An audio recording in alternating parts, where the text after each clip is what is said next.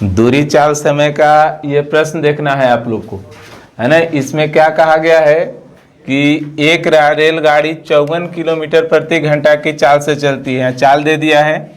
उसके बाद 60 मीटर लंबे के पुल को वो पार करती है कितना देर में?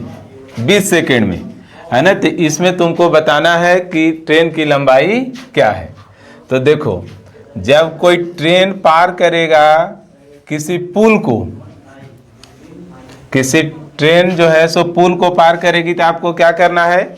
देखिए, तो ये हो जाएगा पुल का लंबाई और ये हो जाएगा ट्रेन का लंबाई, है ना। तो जब भी कोई ट्रेन पार करे, किसी पुल को पार करे, सुरंग को पार करे, है ना, या स्टेशन को पार करे, तो अपनी लंबाई पार करती है और साथ साथ वो सुरंग की लंबाई, कुल दूरी दोनों लेना है आपको।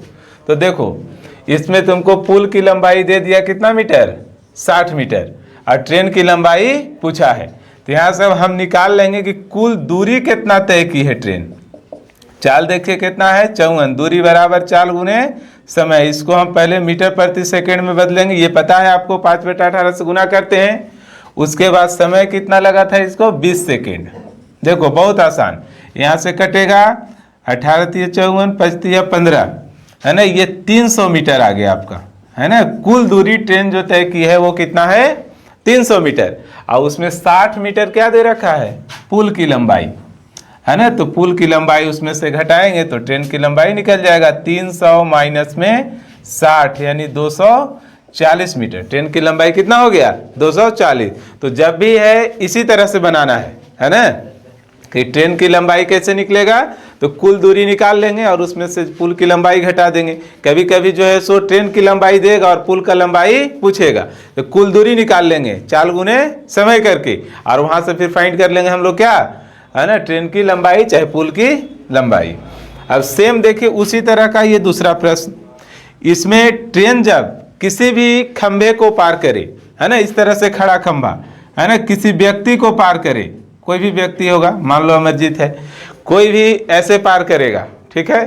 तो व्यक्ति को पार करेगा या खंभा को पार करेगा, पिलर को पार करेगा, तो वो अपनी लंबाई को पार करता है। कुल जो दूरी तय करेगा ना, वो ट्रेन की अपनी लंबाई होगी।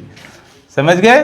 तो यहाँ पे ट्रेन की लंबाई पूछा है, तो यहाँ पे केवल तुमको कुल दूरी निकाल देना है। दूरी बराबर चाल गुने समय, और यही दूरी क्या हो जाएगी? ट्रेन की लंबाई, है ना। यहाँ पे अगर नहीं आ रहा तो यहाँ देखो, दूरी ही ट्रेन की क्या हो जाएगी? लंबाई। तो चाल कितना है? 90 किलोमीटर प्रति घंटा, और समय कितना लगा है? 8 सेकेंड। गुना करना है पहले इसमें कितना से? 5/18 से, और ये 8 सेकेंड, यानी हो गया ये 18 × 5 = 90, 5 × 5 = 25, है ना। 25 × 8 कितना? 200, यानी कि उस ट्रेन की लंबाई हो जाएगा 200 मीटर। तो उम्मीद है इस तरह का जितना भी प्रश्न होगा, है ना, अब सेट प्रैक्टिस हो चाहे एग्जाम हो, उसमें छूटना नहीं चाहिए। इस तरह के और भी क्लास हम लेकर के आएंगे। धन्यवाद।